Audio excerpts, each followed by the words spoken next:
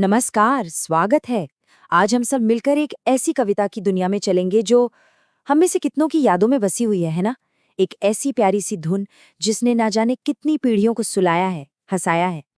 चंदा मामा दूर के पुए पकाएं बूर के। आहा, ये शब्द सुनते ही मतलब एक अलग ही बड़ी आरामदायक और जादुई सी दुनिया याद आ जाती है। सही कहा ना? यही शुरुआती पंक्तियां हैं जो उस प्यार भरे उस काल्पनिक माहौल को सेट कर देती है। तो चलिए इस कविता के दिल में उतरते हैं। इसका जो सेंट्रल कैरेक्टर है वो है चंदा मामा, मतलब चांद को एक प्यारे से मामा के रूप में देखना। और ये कोई मामूली बात नहीं है। भारतीय कहानियों में बच्चों के लिए चंदा मामा एक बहुत ही खास, एक बहुत ही देखभाल करने वाले किरदार की तरह हैं, जो भले ही दूर हैं पर हमेशा अपने से लगते हैं। अच्छा, अब कविता आगे बढ़ती है और हमें खिलाने पिलाने और देखभाल की एक बहुत ही खूबसूरत तस्वीर दिखाती है। इससे जो रिश्ता है ना, उसकी गर्माहट और भी ज्यादा महसूस होती है। जरा देखिए, ये कितनी साधारण सी पंक्तियां हैं पर इनमें कितना गहरा प्यार छुपा है। आप खाएं थाली में, मतलब जो बड़े हैं वो थाली में खा रहे हैं, और मुन्ने को दें प्याली में, यानी जो छोटा बच्चा है उसे एक छोटी सी प्यारी सी कटोरी में दिया जा रहा है। तो ये सिर्फ खाना बांटना नहीं है, ये तो बच्चे की छोटी छोटी जरूरतों का ध्यान रखने का एक बहुत ही सरल और बहुत ही सुंदर तरीका है। लेकिन भाई, हर अच्छी कहानी की तरह इसमें भी एक छोटा सा ट्विस्ट तो आना ही था। एक ऐसी घटना घटती है जो हम बड़ों को भले ही छोटी लगे, पर एक बच्चे के लिए तो वो बहुत बहुत बड़ी बात है। और यहीं से कहानी में थोड़ी सी टेंशन आ जाती है।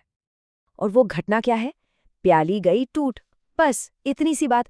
सोचिए इस कविता की भाषा कितनी सीधी है, कितनी सरल है। बिल्कुल वैसे ही जैसे कोई बच्चा अपनी परेशानी बताएगा। कोई लंबा चौड़ा ड्रामा नहीं, बस सीधी बात। और इसका नतीजा, मुन्ना गया रूठ। ये बिल्कुल सीधा सा हिसाब है जिसे बच्चे फौरन समझ जाते हैं। एक चीज टूटी और कोई उदास हो गया। ये बच्चे की भावनाओं को, उसकी नाराजगी को एक तरह से मान्यता देता है कि हाँ, तुम्हारा रूठना जायज है।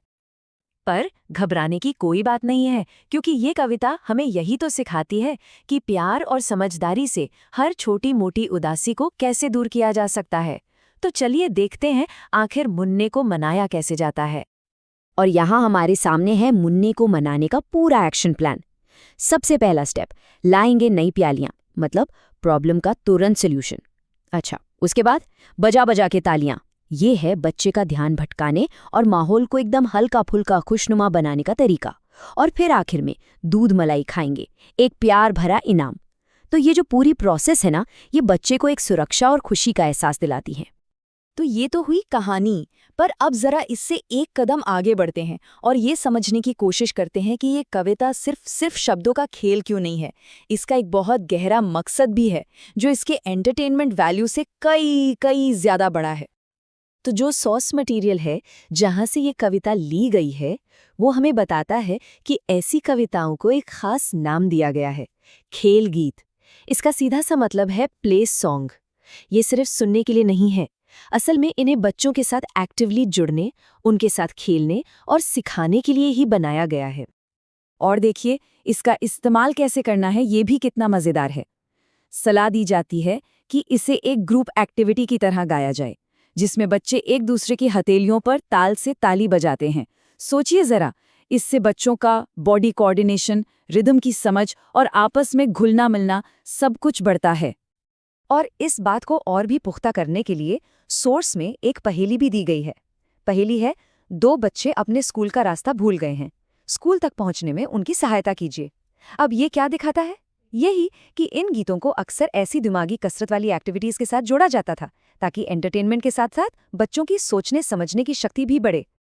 तो आखिर में एक सवाल पर आकर रुकते हैं।